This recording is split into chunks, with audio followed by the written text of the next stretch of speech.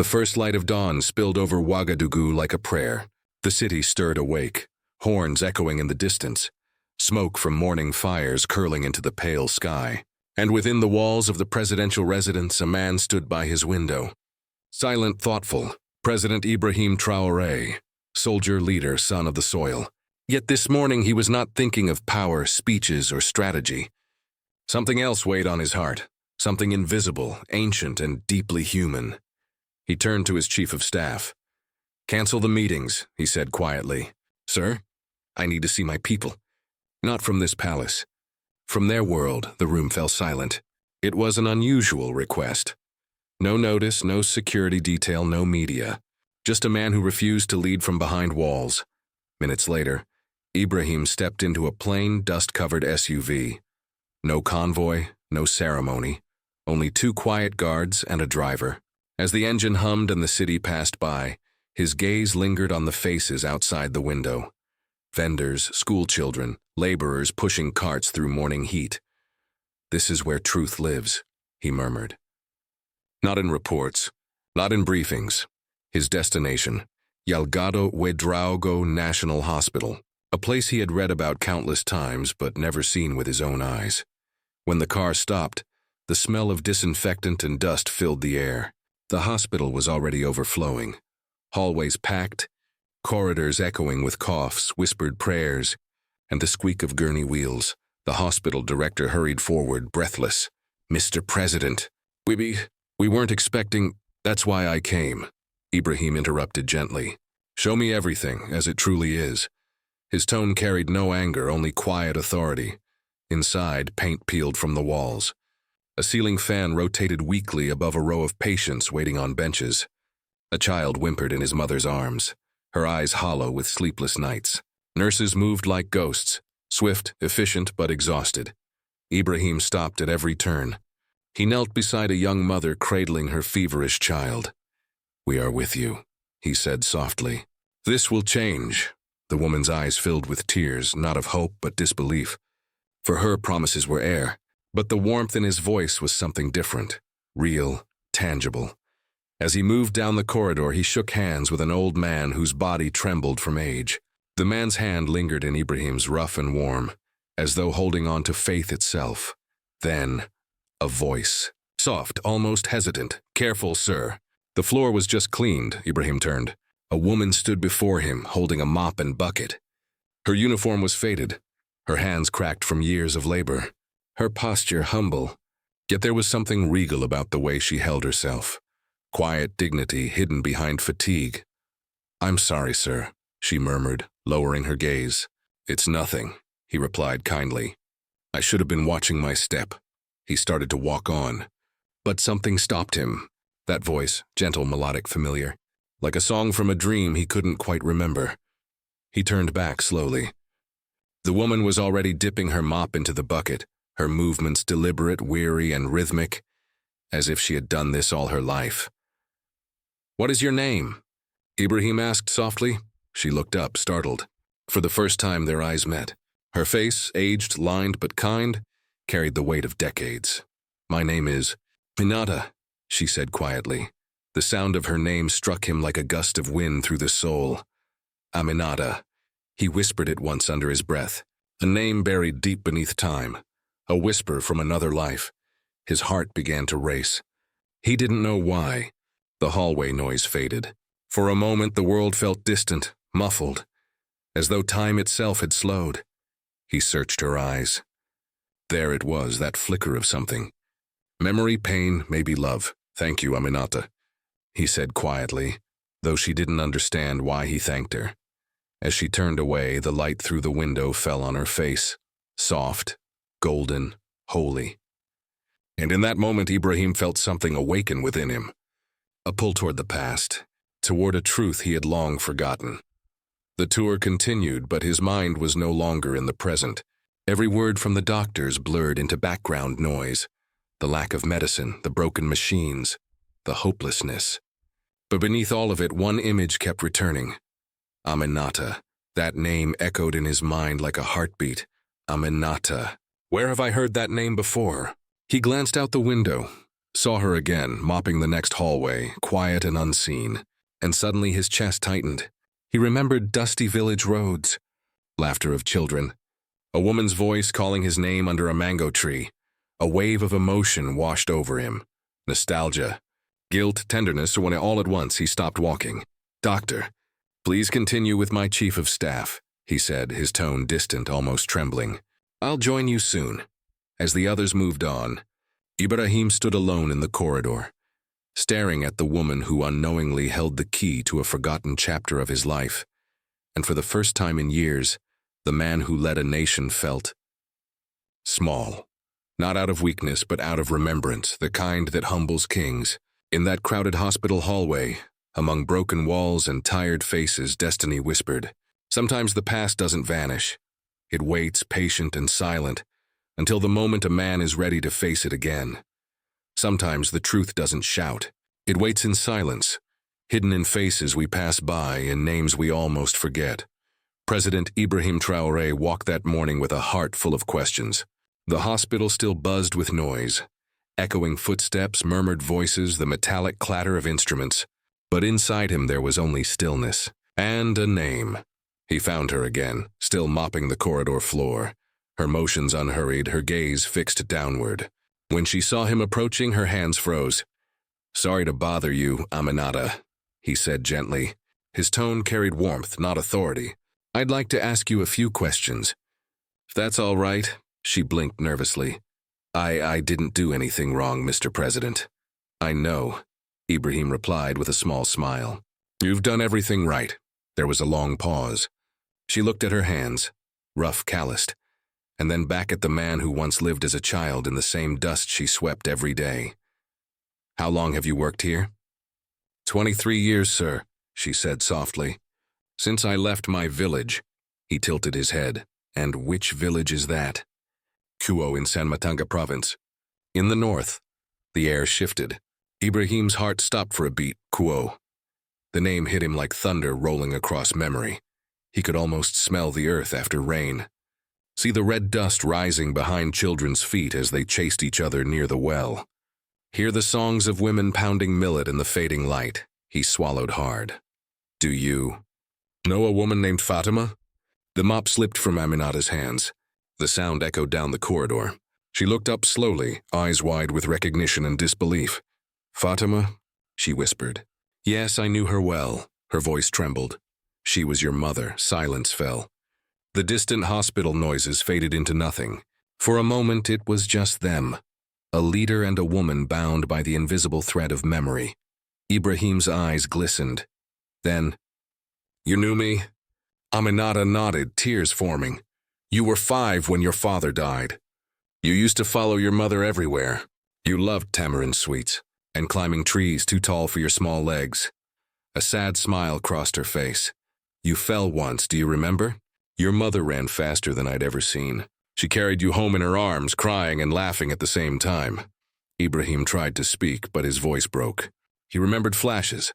A gentle voice singing lullabies. The smell of wood smoke, a soft hand wiping his tears. And then, nothing. "Aminata," he whispered, "you were close to my family." She nodded. "More than a neighbor. I helped your mother after your father passed. She was alone but proud. I promised her I would look after you." Even if from afar, he looked down, blinking back tears. The marble floor reflected 2 figures, a president and a cleaner. Yet in that reflection, one could not tell who was who. "Perhaps this is not the right place for such stories," she said softly. Glancing around the corridor, he nodded. "You're right. Where do you live, Aminata?" "In Dapo, sir, with my niece." "Then I will come to see you tomorrow." Her eyes widened. "You would come to my home?" "It's small, not fit for a president." "I'm not coming as a president," he said, his voice low, sincere. "I'm coming as a child from Kuo, searching for his past." Aminata's lips trembled, and for a brief moment her eyes shone with both pride and sorrow. That evening, Ibrahim canceled all his meetings. Alone in his office, he opened a drawer he hadn't touched in years. Inside lay an old photo album, corners frayed, colors faded by time. He turned the pages slowly, each one a ghost of what was. His mother Fatima, smiling beside a mud brick house. Child laughing, barefoot in the dust. A world that no longer existed. He ran his fingers over the photographs. "Mama," he whispered. But Aminata's face was nowhere in the pictures, as though history itself had erased her. He closed the album and stared out the window at the city lights. The hum of distant traffic mingled with his thoughts. He picked up the phone. "Find me everything about a woman named Aminata," he instructed quietly. "From Kuo. Works as a cleaner at Yalgado Hospital. Keep this confidential." As he hung up, his reflection stared back at him. The reflection of a man burdened not by power, but by the ghosts of his past. That night, Ibrahim could not sleep. Memories came in fragments. Laughter by the fire, stories whispered under stars, lullabies sung in the dark. Gentle voice, hands that healed scraped knees. The line between his mother and Aminata blurred in the fog of recollection. Who was she, really? He murmured. By dawn, the decision was made. He would go, not as a leader, but as a son. The file arrived before sunrise. Aminata Diarra, 63 years old. Widow. Employed since 1998. Lives in Dapo with her niece. No known relatives. Nothing remarkable on paper. Yet everything about her felt sacred. He called his driver. No sirens. No escort, he said firmly. "Sir, the President of Ghana expects—" "Tell him I have a personal matter," Ibrahim interrupted gently. As the car rolled through Ouagadougou, the morning came alive. Vendors setting up stalls, school children laughing in uniforms too big for them, smoke rising from clay stoves. The air smelled of earth and fresh bread. Inside the car, Ibrahim sat in silence, lost in thought. His reflection in the window shifted between man and boy. After an hour, they reached Dapo, a quiet neighborhood of narrow lanes and modest homes painted in soft colors. The driver slowed in front of a small yellow house with laundry hanging in the sun. "This is the place." "Sir," the guard said. Ibrahim took a deep breath. "I'll go alone." He stepped out, the dust crunching under his boots. As he opened the small metal gate, a young woman washing dishes looked up, startled. "Good morning," Ibrahim said kindly. "I'm looking for Madame Aminata." The woman's eyes widened, not out of fear, but awe. She silently pointed to the door at the end of the courtyard. He knocked softly. "Come in," came the familiar voice. The room smelled of mint tea and warm sunlight. Simple, clean, and a home built with pride, not wealth. Framed photos hung neatly on the wall. Colorful fabric draped over worn chairs. Aminata sat by the window, her posture calm, her face serene. "I was expecting you," she said with a faint smile. "Sit, I made tea." Ibrahim hesitated, then sat opposite her. For a long moment, neither spoke. Only the quiet whistle of the kettle filled the air. Outside, children's laughter floated through the open window. The city moved on, unaware that inside this small house, history was breathing again. Finally, Ibrahim spoke. "Since yesterday, I can't stop thinking about our meeting." Aminata poured the tea slowly, her hands steady. "Sometimes the past doesn't leave us, child. It only waits, until we are ready to face it." He looked up, surprised. The word child carried warmth, like a mother's embrace. "You remember everything," he said softly. "How could I forget?"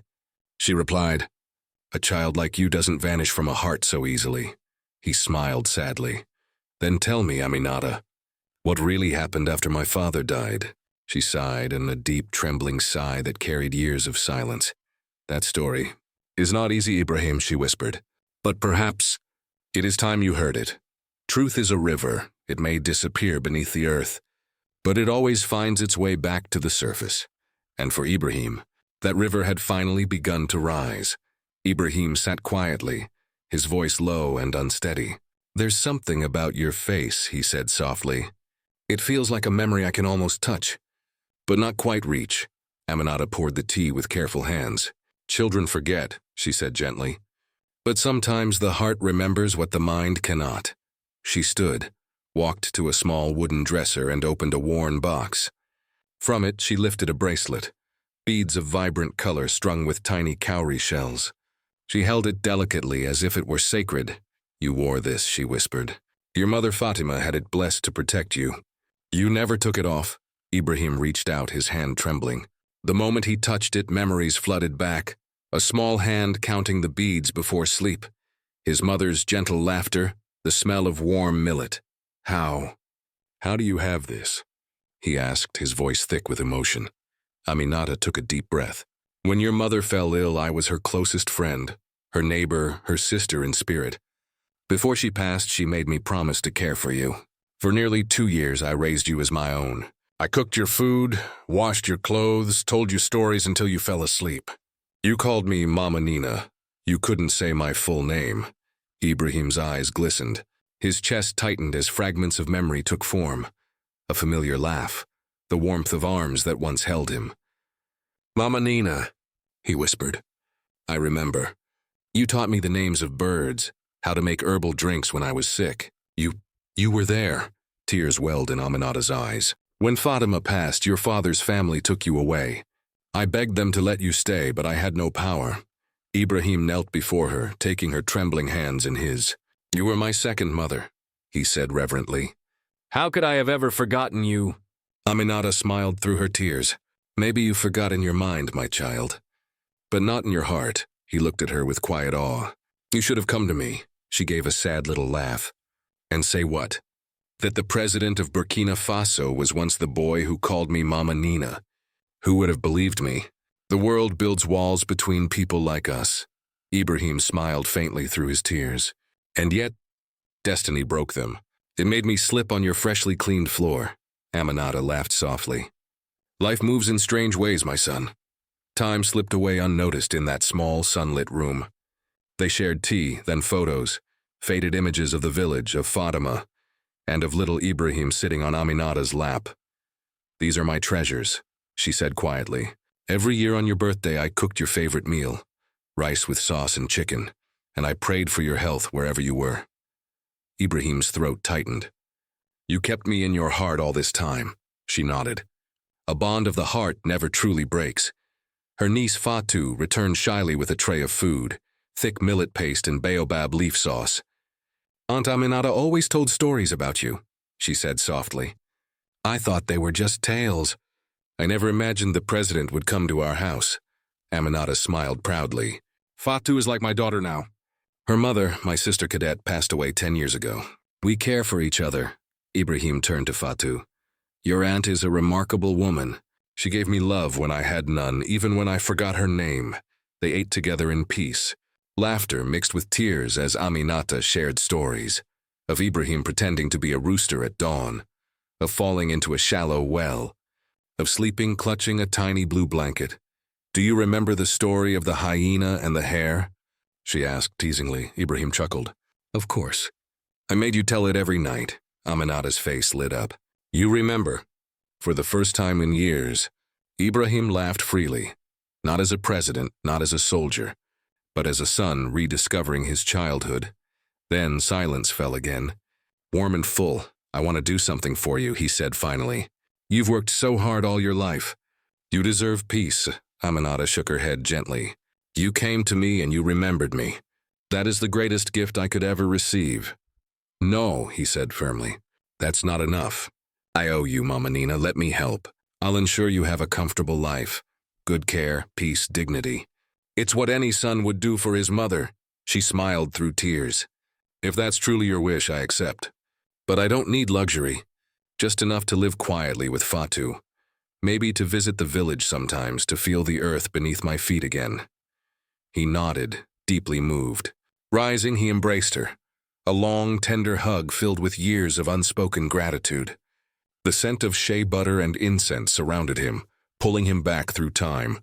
When he finally left, the sun was low and golden. Aminata and Fatou stood in the doorway, waving. Is everything all right, Mr. President? His guard asked as they drove off. Ibrahim smiled faintly, eyes glistening. Better than ever, he said quietly. Today, I found myself again.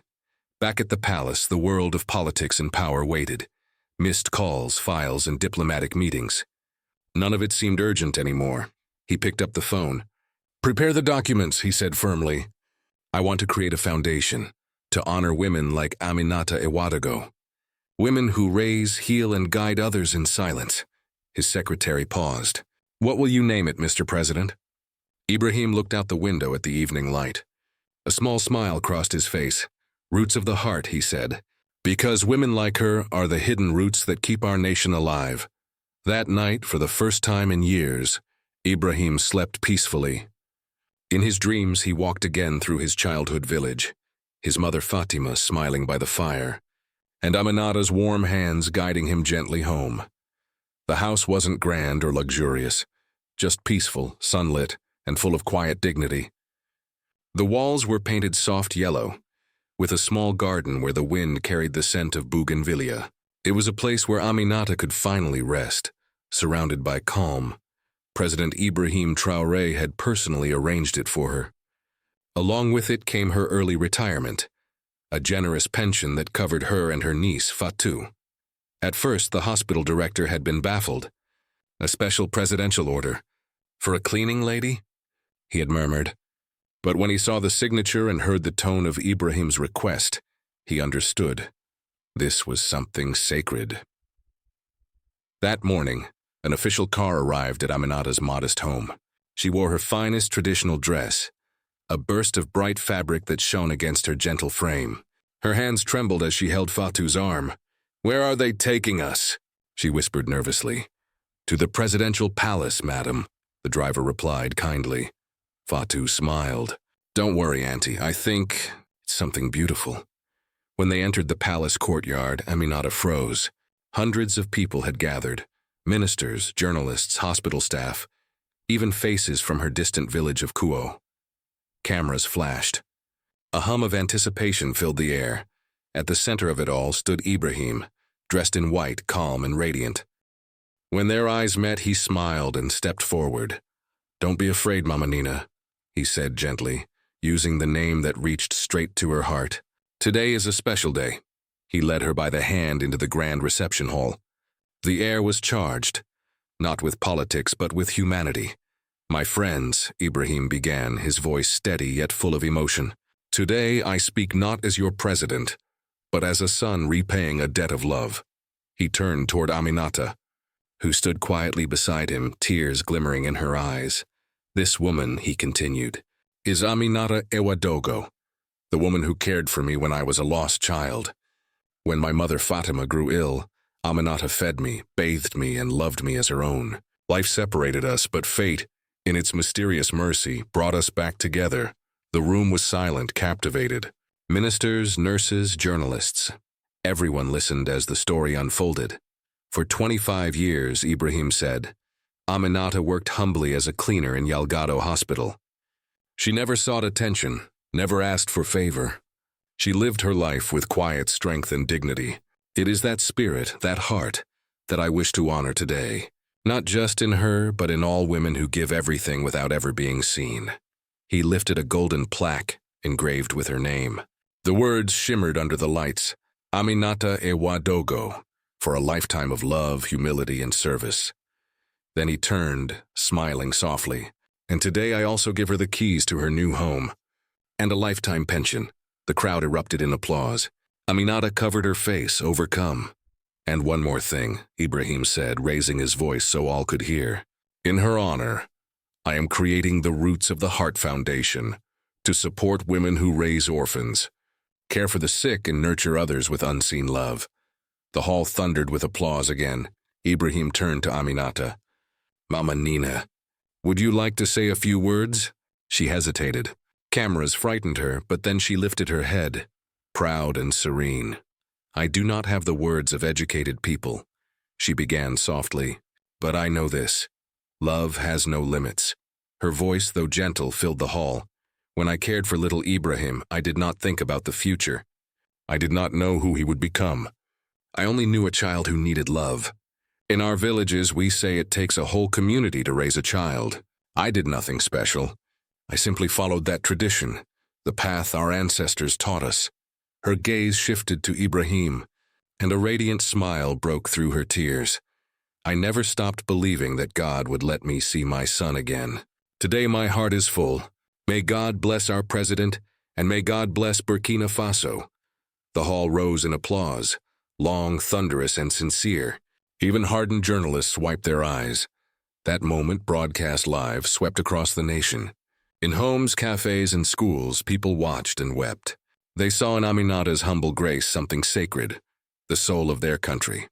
Within hours, the story of Ibrahim and Aminata traveled across borders, shared online, printed in newspapers, told in classrooms.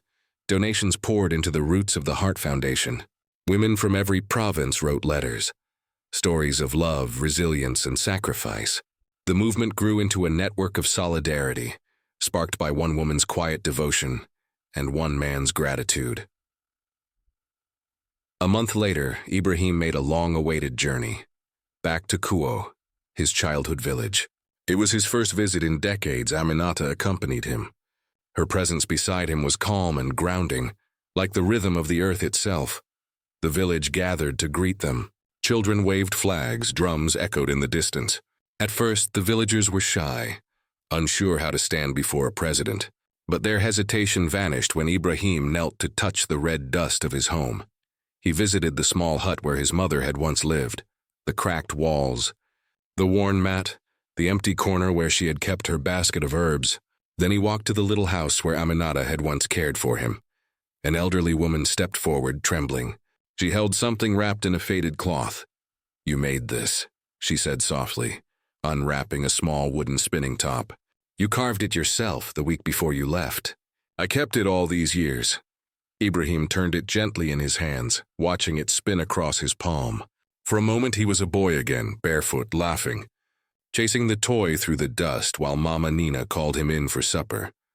Aminata sat beside him beneath the great baobab tree, watching him reconnect with the land, the memories, and the boy he once was.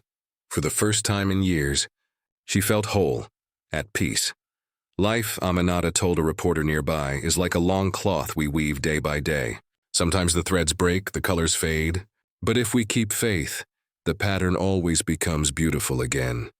That evening, the sun sank behind the hills, painting the sky gold and crimson. Ibrahim and Aminata sat quietly on a bench outside her old home. Children played nearby, their laughter ringing through the twilight. "Do you mind," Ibrahim asked softly, "if people call me your son now?"